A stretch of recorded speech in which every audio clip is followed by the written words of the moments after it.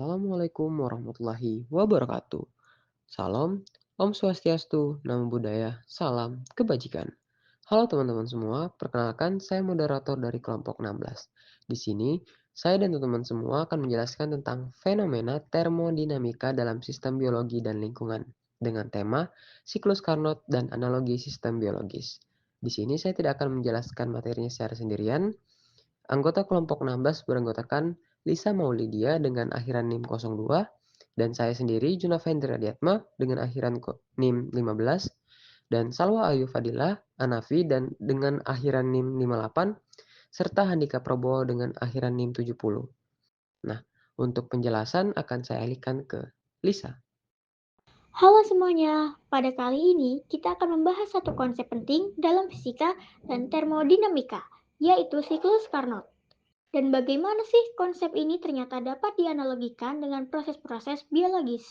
Yuk, kita mulai. Apa sih siklus Carnot itu? Nah, jadi siklus Carnot adalah siklus termodinamika ideal yang menggambarkan bagaimana mesin panas dapat menghasilkan kerja dengan efisiensi maksimum. Siklus ini diperkenalkan oleh Nicholas Leonard Sadi Carnot dan terdiri dari 4 proses, yaitu ada ekspansi isotermal, ekspansi adiabatik, kompresi isotermal, dan juga kompresi adiabatik.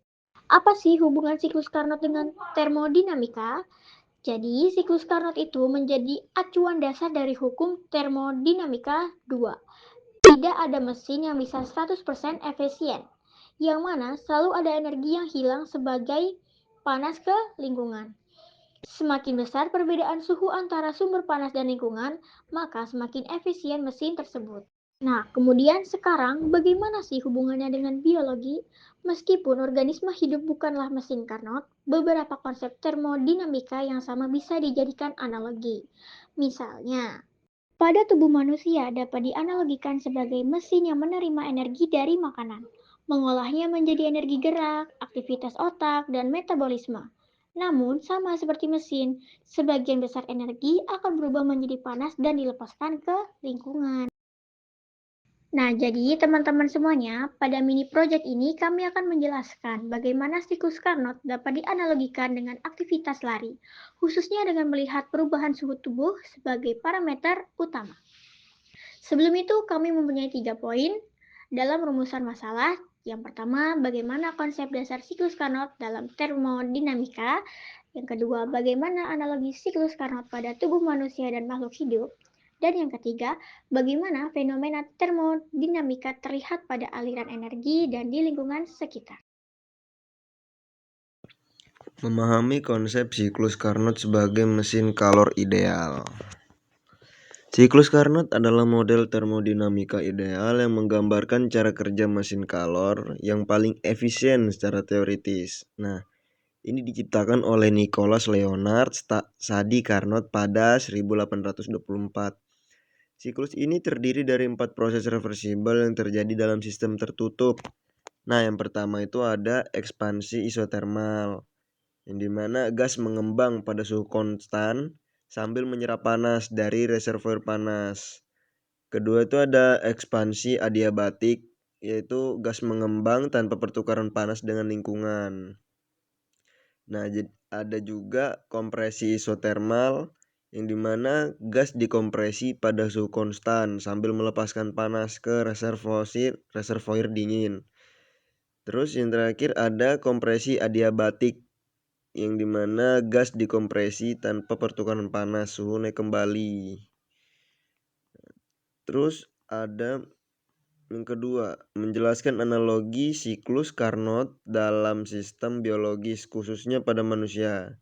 Siklus Carnot dapat dianalogikan dengan proses metabolisme dan energi dalam tubuh manusia, di mana tubuh berfungsi seperti mesin kalor biologis. Jadi tubuh manusia menyerap energi dari makanan seperti glukosa, kemudian mengubahnya menjadi kerja, misalnya kayak gerakan otot dan membuang panas sisa ke lingkungan.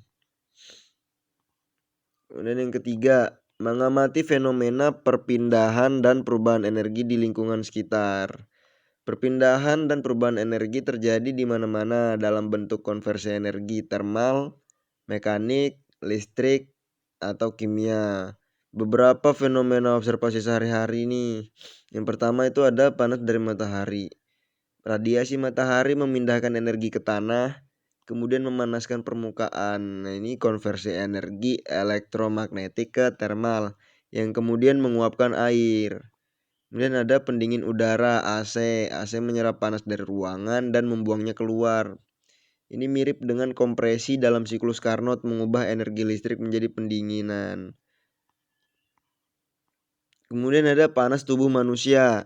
Saat berolahraga, energi kimia dari makanan diubah menjadi kerja otot dan panas yang terasa sebagai keringat. Ini transfer konveksi. Kemudian yang keempat, menyadarkan pentingnya efisiensi energi dalam kehidupan sehari-hari. Efisiensi energi krusial untuk mengurangi pemborosan sumber daya, menghemat biaya, dan meminimalkan dampak lingkungan seperti emisi karbon dan pembakaran fosil. Dalam kehidupan sehari-hari itu contohnya ada kayak penghematan lampu, gunakan lampu LED. Itu bisa mengurangi konsumsi listrik hingga 20-50%. Kemudian transportasi nih, kita bisa pilih kendaraan yang hemat bahan bakar atau transportasi umum untuk mengurangi emisi CO2 yang berkontribusi pada perubahan iklim. Kemudian kesadaran praktis, mulai dari mematikan keran saat gosok gigi hingga menggunakan energi terbarukan seperti panel surya yang meningkatkan efisiensi dari 10-20% menjadi lebih tinggi. Nah, jadi dengan memahami konsep seperti siklus Carnot, kita dapat menerapkan prinsip efisiensi untuk hidup lebih berkelanjutan. Nah, sekarang saya akan menjelaskan metode mini project kami.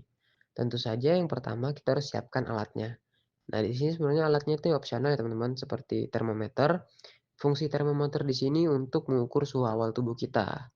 Nanti pada saat sebelum dan sudah aktivitas. Tapi kalau misalnya nggak punya termometer, kita bisa rasain aja pakai tangan kita apakah sebelum melakukan aktivitas itu dingin dan sudah aktivitas itu hangat seperti itu.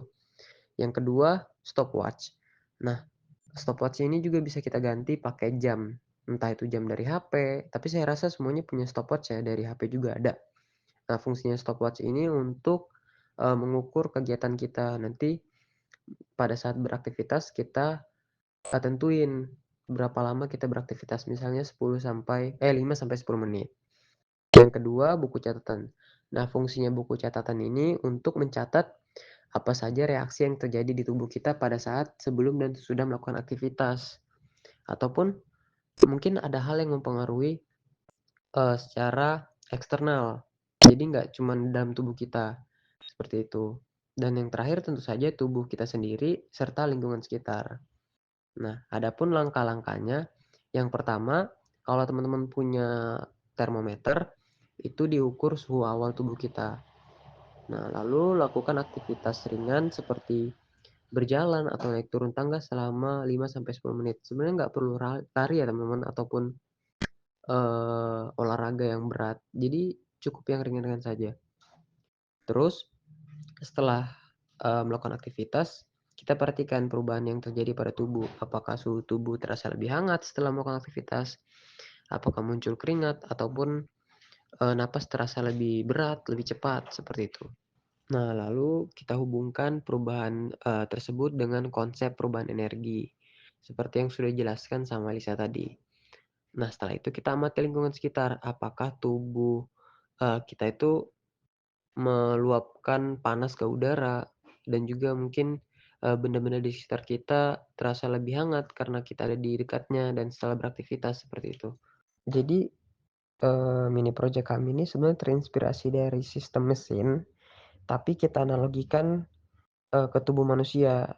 Misalnya tubuh manusia menerima energi dari makanan, terus diolah jadi energi gerak dengan melakukan aktivitas, entah itu dari aktivitas fisik maupun otak, dan juga mungkin metabolisme. Nah, namun seperti mesin, sebagian besar energi tersebut juga diubah menjadi panas. Hasil pengamatan. Setelah melakukan aktivitas selama 10 menit, tubuh terasa lebih panas dan mengeluarkan keringat.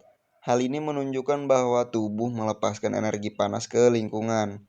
Energi yang digunakan untuk aktivitas tidak semuanya berubah menjadi gerakan, melainkan sebagian berubah menjadi kalor. Fenomena ini menunjukkan kesamaan dengan prinsip mesin Carnot, yang dimana tidak semua energi panas bisa diubah menjadi kerja. Selalu ada energi yang terbuang ke lingkungan, entropi meningkat.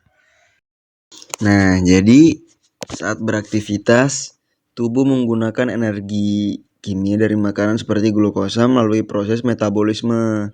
Energi ini sebagian besar diubah menjadi kerja mekanik gerakan otot, tetapi sebagian besar sekitar 70-80% pada manusia berubah menjadi panas. Nah, panas ini dilepaskan ke lingkungan melalui keringat dan radiasi sehingga tubuh terasa panas. Ini adalah contoh hukum kekekalan energi. Energi tidak hilang, hanya berubah bentuk, yang dimana ini sesuai dengan prinsip-prinsip fisika dan biologi, yaitu pelepasan energi panas.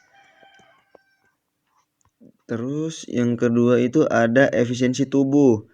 Tubuh manusia bukan mesin sempurna, efisiensinya rendah karena proses biologis melibatkan reaksi yang tidak efisien seperti pembentukan molekul energi yang menghasilkan panas sampingan. Ini mirip dengan mesin nyata yang tidak bisa mengubah 100% energi menjadi kerja berguna. Nah, kemudian hubungannya dengan prinsip mesin Carnot.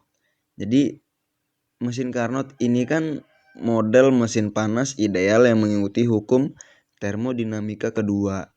Efisiensinya terbatas oleh perbedaan suhu antara reservoir panas dan dingin, dan selalu ada energi panas yang terbuang. Tidak bisa diubah sepenuhnya menjadi kerja. Nah, tubuh manusia bukan mesin Carnot. Tubuh manusia ini lebih seperti sistem biologis yang mengonsumsi energi internal. Nah, kemudian itu ada perbedaan utamanya. Kalau mesin Carnot kan bekerja dengan siklus panas eksternal, sedangkan tubuh manusia menggunakan energi internal. Namun keduanya menunjukkan bahwa efisiensi maksimal terbatas.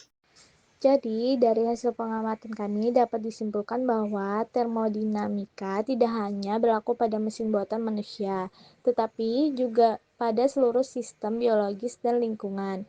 Siklus Carnot menjadi model ideal untuk memahami batas maksimum efisiensi konversi energi yang juga berlaku secara konseptual pada makhluk hidup.